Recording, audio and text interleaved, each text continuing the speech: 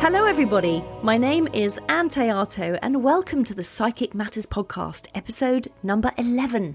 In this and future episodes, I'm going to be talking to you about some of the tools that psychics use in order to pick up information from their client or from the world around them. And in this first look into the psychic's toolbox, we are going to be exploring a divinatory tool called the Hag Stone. Intrigued? Let's begin. I'm sort of laughing to myself because I've got everything set up here in the studio, and just as I'm starting to record, the people next door are drilling. And I mean, what bad timing is that? I've sat here all day, not a sausage of a drill, and then the minute I put the microphone on, there's a little bit of drilling. So if you hear anything in the background, that's what it is. And it just goes to show that I'm not in a professional studio. I work from my desk. Now, this episode is all about hag stones, and I'm going to be teaching you how you can do a psychic reading with one of these. But first, I thought I'd tell you about all the myth and the legend about them, and all the sort of mysterious fictional stuff. In this episode, I will be telling you how you can do a psychic reading with a hag stone. Now, I've got 4. It's a bit greedy having 4. I don't really need 4, but when I find one, you can't help but take it home with you because they're quite rare. So that's why I have got 4 of them. Now, let me go first back in time. I want to take you on a sort of journey through the myth and the legend about these stones. So there's different things I want to talk to you about. I want to talk to you about the history of them. I want to tell you the facts about them, and then I want to tell you how you can actually go ahead and do a psychic reading with them if you happen to possess one. If you don't possess one, no worries. You can use anything that you can look down the centre of. Frankly, it doesn't have to be a stone. It could be an emptied out biro or a polo mint, or anything you like. You can draw a picture of a holy stone, cut out the hole, and then read through that. It really wouldn't matter, as everything is not really to do with the tool that you use. It's to do with your own intuition and your own insight. So you use the tool as a point of focus, and everything else comes from within inside yourself. Now, let me tell you a few facts about a hag stone. A hag stone is created when water and other elements pound through the stone, and eventually it creates a hole at the weakest point on the stone's surface. Rainwater and other types of water are often slightly acidic. But the hole often starts with a weakness in the rock, which could have been naturally made as the rock was settling. So, for instance, a worm burrowing on the beach, or might have started off the hole, or the hole might have been created by a crack created by high pressure water when the rock is deep under the ground. So once the weakness allows the water to get through, the acidity slowly dissolves the rock, and that's what forms the hole. They're often found in streams and rivers, or even at the beach. I think I picked up 2 of mine at the beach. One I can't remember where I got it from, and the other one I dug up on my allotment. It was buried in the soil. My allotment is in the middle of London, so how did it get there? Many of these stones with holes in were made by, or certainly started off, by a burrowing bivalve mollusk called Pholus dactylus, which people used to eat. There was a Roman author, a philosopher and commander of the early Roman Empire called Pliny the Elder, and he spoke of the luminescence in the mouths of people who ate pholas, the rock-boring shellfish. Isn't that an incredible thought? Think you eat all the shellfish and then your mouth has got this beautiful luminescence about it. And interestingly as well, poor old Pliny the Elder, apparently he's believed to have died at the age of 56 in AD 79 while attempting to rescue his friends and family by ship from the eruption of Mount Vesuvius, which had already destroyed Pompeii and Herculaneum. And apparently the wind caused by the eruption didn't allow his ship to leave the port. Isn't that sad? Who knew that? Well, you do now. Anyway, back to the Hag Stones. There is actually no telling how old the stones, any Hag Stone you find, might be. They have been found inside the walls of many old homes. So they were put in the walls while the home was being built. And they've been found years later during restoration and renovation. They're discovered. People used to put them inside the walls of their homes to prevent malevolent spells on their families, or they'd put them in the wall as a protection against pixies, or if you live in Cornwall, piskies. So what are they actually made of? In many cases, the actual stone with a hole through it will be flint or a pebble. Mine, the four that I've got, they could be either limestone or a metamorphic rock. But it does seem that hag stones are not restricted to one particular type of stone. But essentially a hag stone is any stone that's got a hole through it. And clearly the more rounded and smooth stones, they've been eroded. They're the ones that have been eroded by water and abrasion in rivers and so on and so forth. They've been tumbled with the tides or moved with a fast-flowing river water, which is why you can often find them on a beach or by a river, funny enough. Hag stones are known by other names in different regions. They are known as the holy stone, not as in holy, alleluia, amen, but holy with a Holey, with a hole in the middle. They're known as an adder stone because they were believed to protect the wearer from the effects of a snake bite. In parts of Germany, there's a legend that says adder stones are formed when serpents gather together and their venom creates the hole in the centre of the stone. They're also known as the Great Mother Stone, a witch stone, a fairy stone, a wishing stone, a seeing stone, hex stone, an eye stone, probably because you look through it with your eyeballs, or a nightmare stone, or a witch riding stone. They're also known as Odin stones, which is most likely a tribute to this huge monolith with a massive hole in it, which stood on the Orkney Islands for 3,000 years, quite close to the standing stones of Stoness, before it was smashed into pieces in 1814 by a man who went by the name of Captain W. Mackay. Now, Captain Mackay was not from the Orkney Islands, or he might have known better about the centuries-old traditions that took place around the Odin stone. But he woke up one morning and decided that the hordes of people visiting these ancient sites was ruining his land.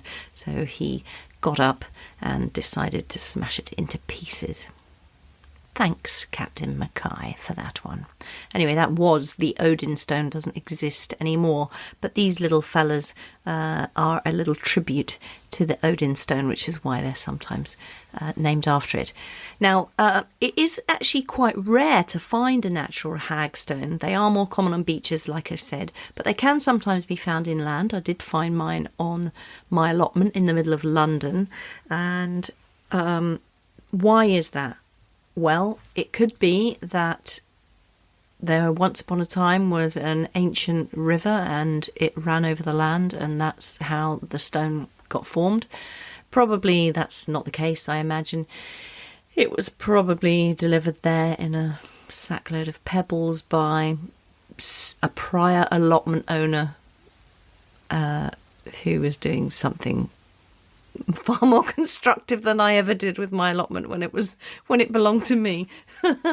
Now, there's plenty of myths and legends around the stone, and I find some of the myth and legends really fascinating. They're considered, you see, a doorway or a key to the doorway into the fairy kingdom. And it's believed that if you look through the hole of one of these stones, you can gain a glimpse of the other world and see fairies. and by peering through the hole in the moonlight, you can see visions and spirits and unworldly beings. Now, that's the myth and the legend.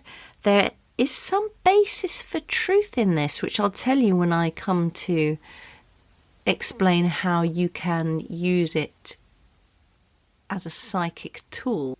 But it's not like, I don't know, looking through a keyhole and seeing action on the other side, if that's what you do. You weirdo, looking through keyholes. But there is some truth in being able to look through it. I'll explain it. I'll explain it towards the end when I give you the exercise of how you can try it for yourself. It was believed that magic cannot work on running water.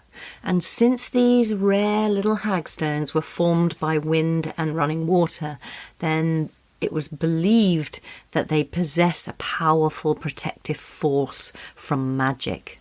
And of course, magic and myth and superstition was absolutely rife centuries ago when people didn't have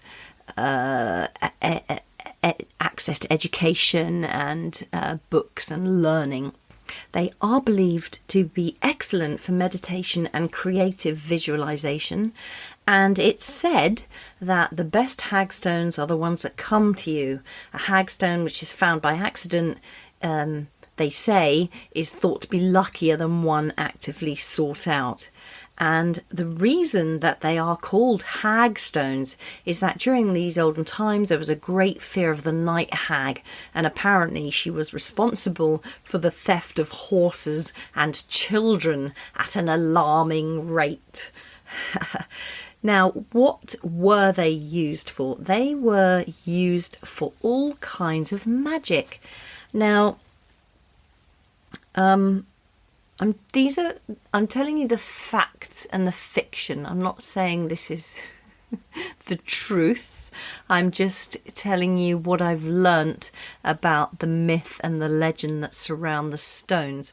I will tell you my personal beliefs about them when I give you my exercise, or when I share with you an exercise that you can do to read through your own hag stones.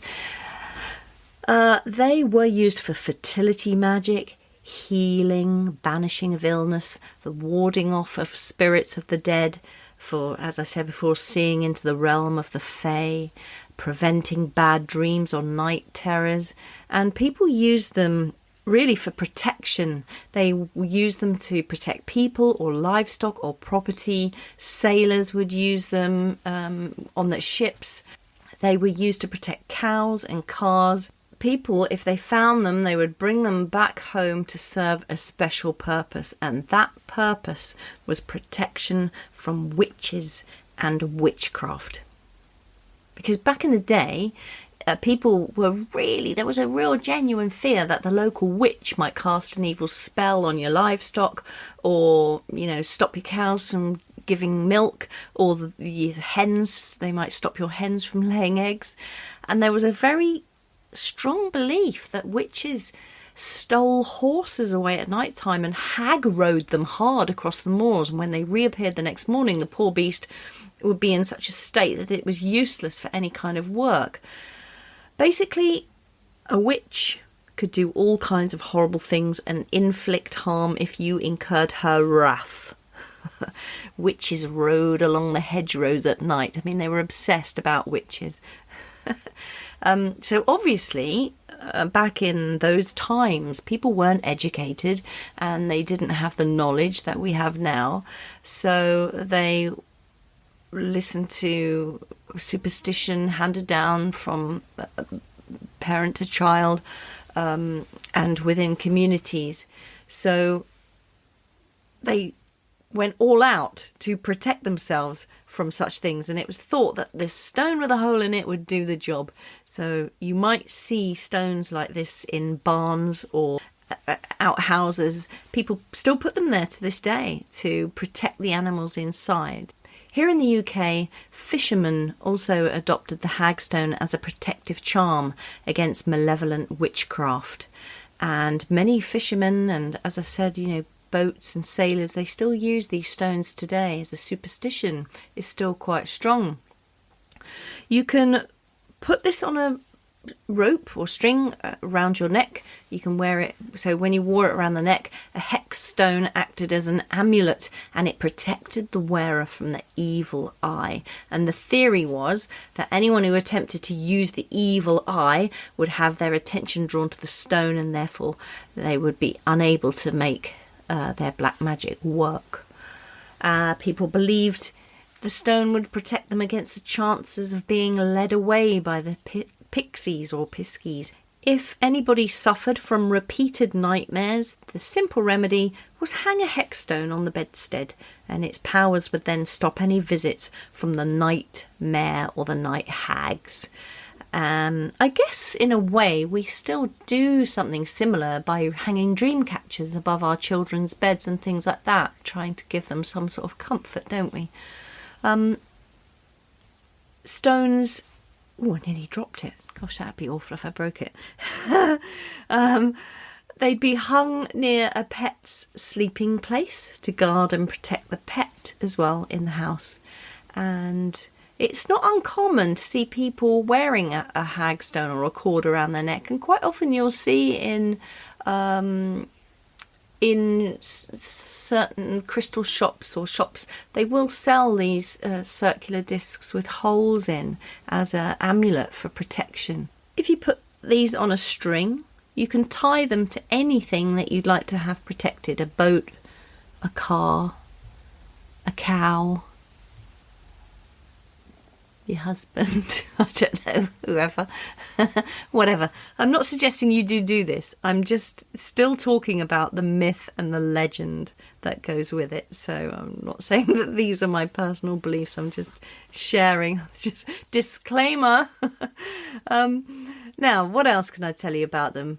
Oh, yes, you can tie a hag stone to the bedpost, not only to ward off your nightmares, but also to help facilitate pregnancy. Or you could carry it in your pocket for the same reason. And in some areas, there are naturally hold stone formations that are large enough for a person to crawl or walk through. And if you happen to see one and you're trying to get pregnant, think of it as a sort of giant hag stone, and you go on through that stone. And good luck. You might also have to actually, do the thing that makes babies get made. I don't think just crawling through a giant stone with a hole in it will quite do the job. Sometimes you might see old buildings with really big old keys, and attached to the key there may well be a string with a holy stone tied to the end of it, again for protection of the building. And apparently you could ease your rheumatic pains by placing a hex stone under the mattress. You don't find hag stones, they find you. And that makes me very happy because I've got four. Four of them have found their way to me. Yippee! Okay, they were used for healing purposes. They might have been rubbed on the body of somebody who was sick to assist the body's natural healing process. People would bless and charge a hag stone to absorb the disease. You can place the stone in a bath of warm salt water and have a soak for 20 minutes. That was meant to be very good for you for a sort of weekly cleanse of the body. And they were also said to improve eyesight, because you look through the hole and that was meant to help your eyesight.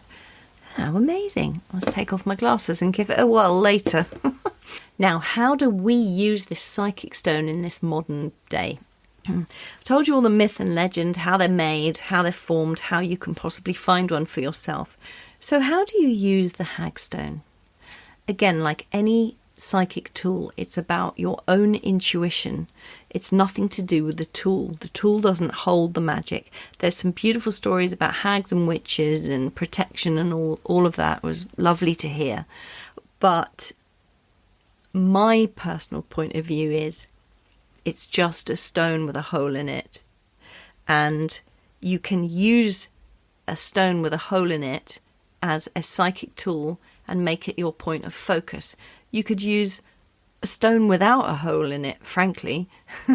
You could use, I don't know, a pencil, What am I looking at here? You could use anything, a book, a spot on the wall. It doesn't matter what you use as your psychic tool, because the power, your own soul power and your own soul knowing comes up with the information. It doesn't come out of the tool. Comes out of you. Having said that, a Hag Stone holds its own unique energetic vibration. Science has proven that energy is everywhere, and Hag Stones are the perfect conduit.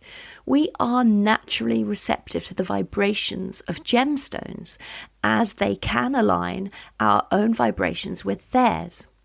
They act as a focal point for visualization, and they can become a doorway into the astral plane. Hence, when folks of old used to say that hagstones opened a door to the fairy realm, they were, in a way, correct. When reading a hagstone, you are using a psychic faculty called scrying. And scrying allows the reader to achieve the state of mind required for entering trance. So, by gazing into the hole in the stone and stepping into your power, you enter a semi-altered state, a light trance state, because the hagstone also holds its own vibration, and it amplifies the reader's vibration plus that of your sitter. It is always good protocol to never touch another person's crystals or their psychic tools without their permission. And this is because they may be highly attuned to the owner's frequency, and by touching them, you will be imprinting them with your own energy. And many tarot readers don't allow their client to touch their cards. Well, I've been reading tarot for over 35 years now, and I always ask the people that I'm reading for to shuffle the cards, and specifically I ask them that for the purpose of getting their energetic imprint upon the cards. If I'm reading with a hagstone for a client, I may or may not ask the client to hold the stone. It would depend, I guess, on how I felt intuitively at the time. So nothing is the right way or the wrong way to do something. You must always work with how you feel in the moment. So here is an exercise you can do at home to read your hagstone. First, you need to cleanse it. Because they're created by water and movement, I like to hold mine in my hand under a running tap until it feels enough, I suppose, until it feels right. And then I air dry them on a piece of kitchen roll. Secondly, whenever I'm doing a psychic reading, I like to do a little ritual to prepare the space. Now, you don't have to do this. It is perfectly fine to read anywhere at any time. But I do find if I take the time to clean the space that I'm about to read in, if I light a candle, burn some aromatherapy oil, smudge the space, put in some music or put on some music, it does change something in me. And I am preparing my soul to read for another soul. Then next, I will center myself, and as I sit in my power for a short while, maybe just 2 or 3 minutes, focusing on my breathing and allowing my soul self to become a greater and greater expansion of itself. Then once I feel peaceful, expanded, alert, and focused, I will hold my intention in mind. So what do I mean by that? Well, perhaps my sitter, the person that's come to see me, will be seeking an answer to a question. Or if I'm reading for myself, I may set my own intention for the hagstone to maybe reveal information from my higher self or from those who guide us in the second realm. So whatever you want answers to, you hold that intention in your mind. And then begin to look into the whole. You can either have both eyes open or one eye closed if you wish, and bring the stone right up to the eye and look through. And then what you're trying to do is you're trying to almost look beyond what you are seeing, so that your images are going to come from your psychic knowing and your psychic mind. You just look down the hole, you blur your eyes, look at the imagery that comes up, and feel if it is significant within your heart self and your solar plexus. You may see images or symbols which you can interpret in whichever way you feel is appropriate. You may become aware of smells or sensations, or you may hear music. Don't ever worry if your recipient can take the information or not. If you have got a perception about something, it can never be wrong. It might be that your interpretation is slightly wrong, but your perception will always be correct if it truly comes from your gut instinct, your sixth sense, and your intuition. Then it will never let you down. The images that you see may well appear within the hole in the stone. They may be static or they may be moving. You might see a symbol, or you might see a moving person walking along the road, like watching a film. They may appear in the hole, or they may appear in your mind's eye, or a blend and mixture of the two. But however those symbols appear, trust what you are getting and give the information to your client or recipient. Interpretation is like learning a new language, and the more you practice with it, the fewer mistakes you will make. The more you practice, the easier and more fun you will get from reading Hag Stones. I hope you enjoyed the episode on Hag Stones, and if you'd like to carry on the conversation, please write a post on our Psychic Matters podcast Facebook group page. I'd love to hear from you. I've been making some great meditations to help you with visualization, relaxation, or sitting in the power, and they are for sale over on my website www.anntheato.com, ANNTHEATO.com. So do head over there and check those out. You may find them really useful for your psychic and mediumship development. It just remains for me to say a very big thank you to all of you Psychic Matters listeners, wherever you are in the world. I really appreciate your time, and thank you so very much for listening.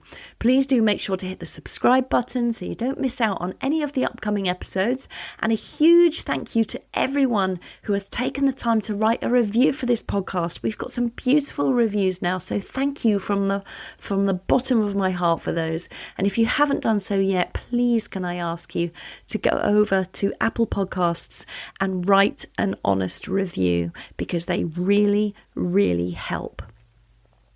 Just to remind you that there is a full transcript of this episode available over on the show notes for this episode on my website, so head over there if you'd like to pick that up, and have a fantastic couple of weeks, everybody. And until next time, my name is Ann Théato, and thank you for listening to Psychic Matters.